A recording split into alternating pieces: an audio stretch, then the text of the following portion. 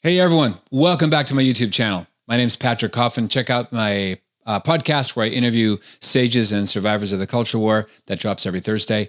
Hit subscribe, hit the bell to keep the content rolling to you. The more thumbs up we get, the more people hear the message of the gospel without compromise. So also, if you want to experience community and learn from other people around the world about what it means to grow in discipleship, we have the True North community. We talk about faith and culture and the Bible and prayer and the sacraments, history, books, movies, literature, all the influences, including spotting psyops. You can check out the link in the description. Today, I want to talk about something that's very sensitive among Catholics, and that is the shift between two entirely sets of lenses that happened around between 65 and 1969. I'm talking about the old liturgical calendar versus the Novus Ordo Missae liturgical calendar. I'm not a historian of these matters. I'm going to be linking to Dr. Peter Krasnevsky's thoughts in the new liturgical movement website. Also, great master catechist, if I can say it, Matthew Pleasy on catechism class. They've written some great things with great detail. So I don't have charts and graphs to describe what has happened to the church these 55 or so years ago. Maybe the best place to start is with my own story. I was for many years part of mainstream Catholic conservative media. I was into apologetics and evangelization. I had almost no exposure to the traditional Latin Mass. I did not like online trads.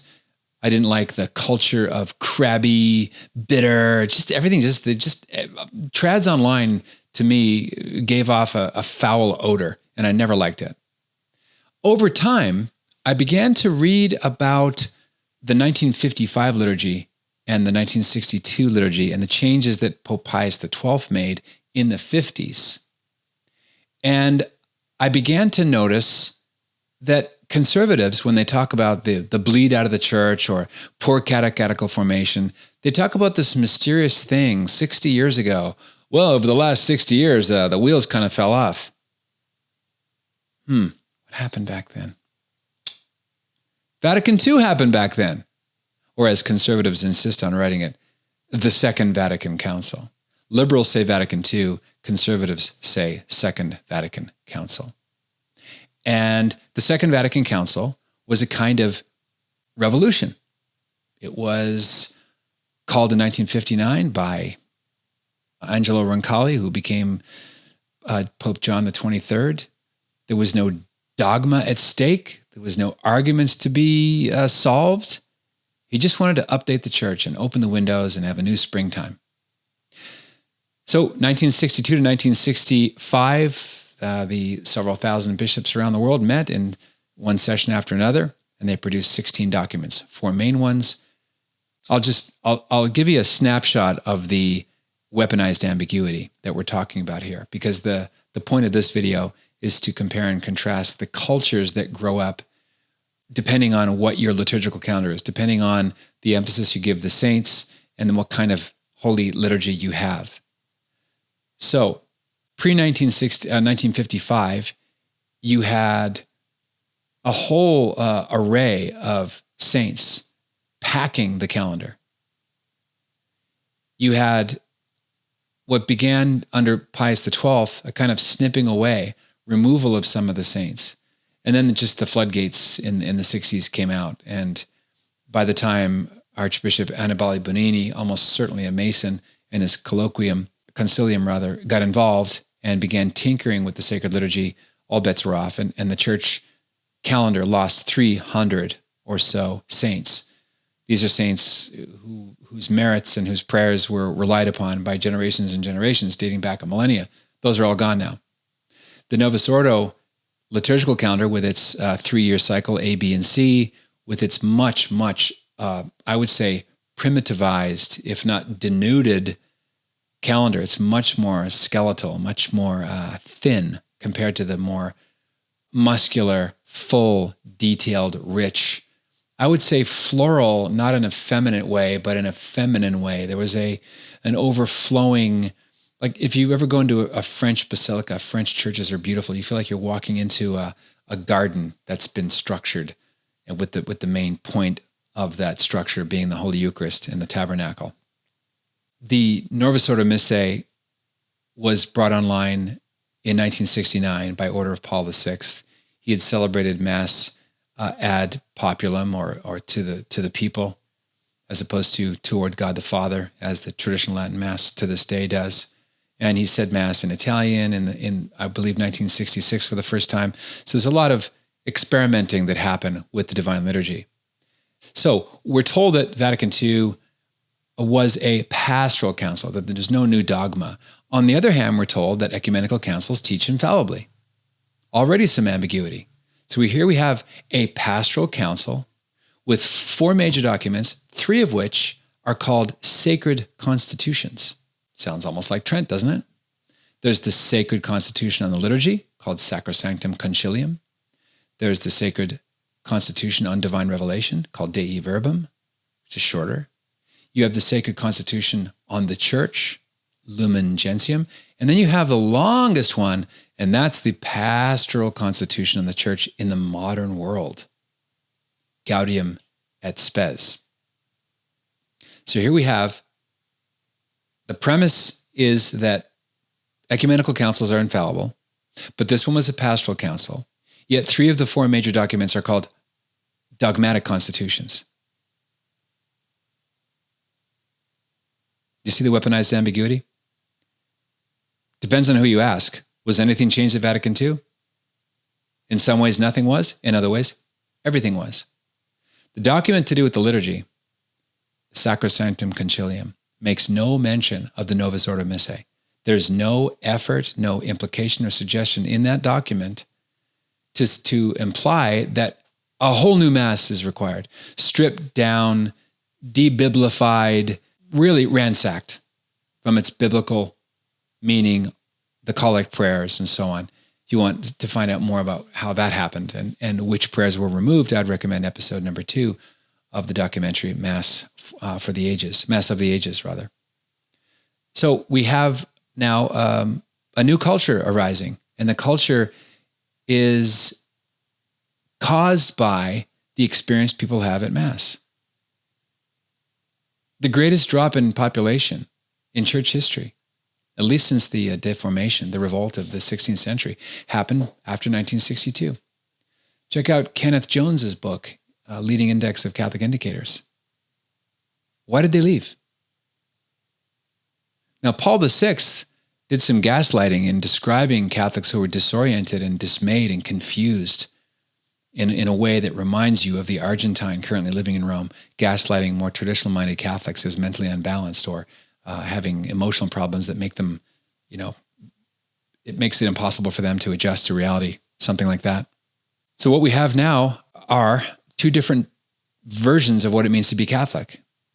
It's a 2-track church now because of the Novus Ordo Missae, the new order of the Mass.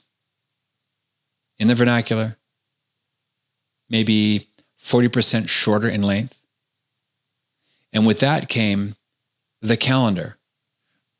Rather than Septuagesima and the ember prayers and all the ornamentations, the things that predated Lent, that supported every liturgical season with great detail. Almost every day was either a solemnity or a day specially devoted to a particular saint or to a particular doctrine, or even the chair of St. Peter and Paul or St. John Lateran.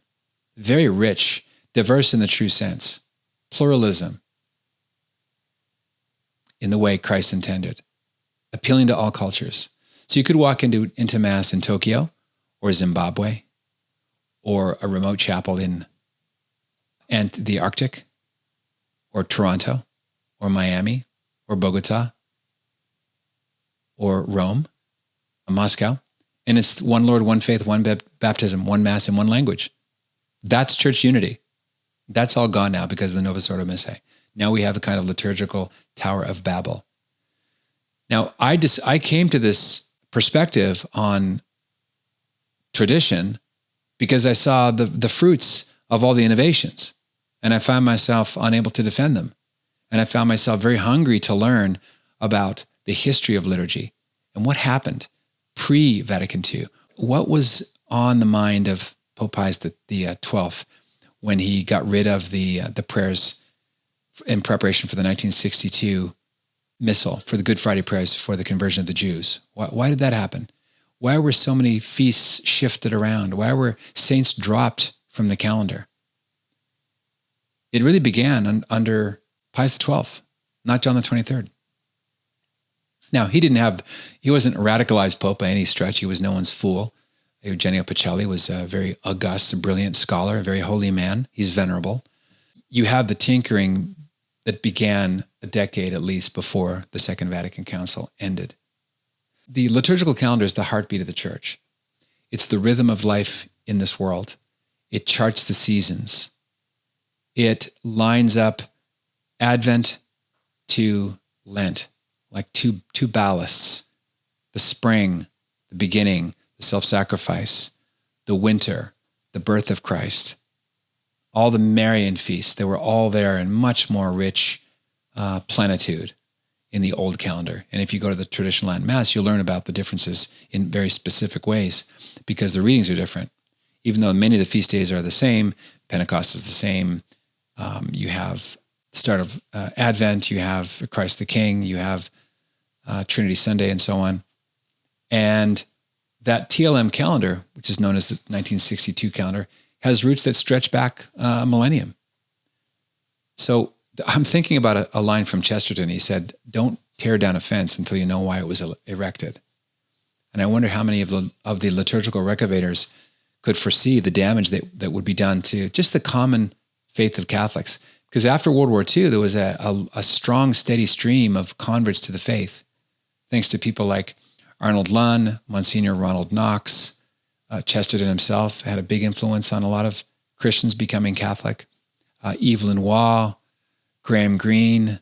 There was a movement chugging along. The Oxford movement, a lot of intellectuals were interested in the foundations of Catholicism.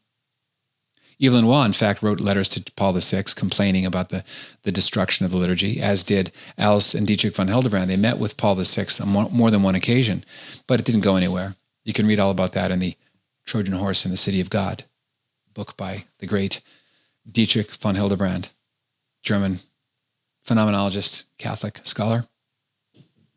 So to put the most charitable spin on it, the people who designed the Novus Ordo ethos probably had in mind something like renewal or ressourcement, getting back to the sources and getting rid of barnacles and focus more on the Paschal mystery. Well, that is a noble aim, but the de facto real world result has been a drop in Catholic adherence, a rise in Catholic support for people like things like the redefinition of marriage and abortion. It's affected the way Catholics vote. It's just not true that pre-1962, 70% or so of Catholics did not believe in the real presence. That's not true. All of the lack of faith in the Eucharist stems from the Novus Ordo Missae ethos. Communion in the hand, big mistake. Altar girls, big mistake. All the distinctions between sacred and worldly, all of the Catholic distinctives, the particular things that make the sacraments, protecting the sacraments, protecting the priesthood, and making the preparation steps much more elaborate, much more serious. In 1972, around February, Paul VI removed the step of exorcist along the route. You have acolyte, you have exorcist, you have subdeacon, deacon. He took that out. What's the rationale for that? Why did he permit, for the first time, cremation? He complained in November 1972 that the smoke of Satan had entered the temple of God. Maybe he helped create the crack that allowed the smoke in. It's a long list of things that have happened to the church post Second Vatican Council, and we need to look at it because so many of the subsequent problems stem from not just the spirit of Vatican II that we love to make fun of, but the letter of Vatican II. I'm not saying scrap the whole thing. I'm not saying to delete it. I am saying that perhaps the documents of that council could be subject to revision in a way that analogical to the way that the Catechism of the Catholic Church was subject to revision under John Paul II, especially after Evangelium Vitae came out in 1995. A couple of years after the Catechism arrived, he came out with that document, and he codified his opinion on the death penalty, and the Catechism phrasing was subject to that. Maybe that could happen with the Second Vatican Council. I don't know. All I know is there was no need to talk about the hermeneutic of continuity when it came to Vatican I, or the hermeneutic of continuity when it came to Trent. There's no argument about the spirit of Trent. Why? Because the documents are crystal clear. You might disagree with them and reject them, but hard to argue that they're not understandable. They say something. There's a thus and so-ness about magisterial documents pre-Vatican II. No question about it. And I think the best way to understand the difference is just to expose yourself to the traditional Latin Mass. You might be bored in the first part. The first time you go, I always say, don't try to follow along. Just let it wash over you. If you've only been to a pop concert your whole life, then you show up at an opera, it's going to be strange. It's going to be a little odd. Just let it be what it is. You'll find the Catholics in the pew next to you, generally smiling and happy. You won't find masks. You find most Catholics sing in TLM contexts. And the proof's in the pudding. The way people live their lives, the way they approach generosity with their fertility. It's all there. Their boldness in being witnesses to pro-life. Their willingness to defend the church against modernism and neo-modernism. Because all of the modernism that was condemned by Leo XIII and St. Pius X at the turn of the previous century, it all roared back to life and became mainstream after Vatican II. You have leaders like, to take one example, Bishop Robert Barron, who has said on YouTube, his words, not mine, that if you believe that Adam and Eve are historical persons, you are a ham-fisted fundamentalist. All of the modernist thought of Hans Urs von Balthasar, the former Jesuit who, under the influence of a strange woman named Adrienne von Speer, was induced to leave the Jesuits and found some kind of community with her, and then wrote the book, Dare We Hope That All Men Be Saved, which is a kind of universalism light. It's modernism like that that leads to agnosticism, leads to confusion. I could do I could do a series on the reality of hell and the teaching of the church on the eternality, the permanence of what happens after the eschaton, after death, judgment, heaven, hell. And you can't square it with the modernist understanding put forward by people like Balthasar and Karl Rahner and that whole company, mainly Jesuits. You can't square the circle, in other words. And all of this is aided and abetted by the much more lukewarm, much softer, much less demanding, more pastoral. Pastoral is almost code for dissent. You have the teaching, but it's too hard, and you don't want to ruin people's lives, and you just, under the aegis of being nice, you're pastoral. And so people get a hall pass, whether it's contraception, whether it's sodomy, whether it's fornication, whether it's generosity with your income and the things you give to the church, whether it's the way you vote as a Catholic. All that's changed in the last 60 years, and it's not changed by accident. I'm not blaming the one thing. Like, life's complicated. There were shifts in the culture, and it's hard to pin one source of causation on the problems, and vice versa. But you have to be willfully blind to not have some at least associative causal connection between the documents of that council and the structure of the new Mass and the complete transformation and the loss of 300 saints off the old calendar. It's going to have an effect on Catholics in the pew. And you see this reflected in phony Catholics who are not reprimanded by bishops. Joe Biden, Nancy Pelosi, Gavin Newsom, John Kerry. It's a long list. Where are our leaders? Why aren't they under Canon 915, 916, forbidden Holy Communion?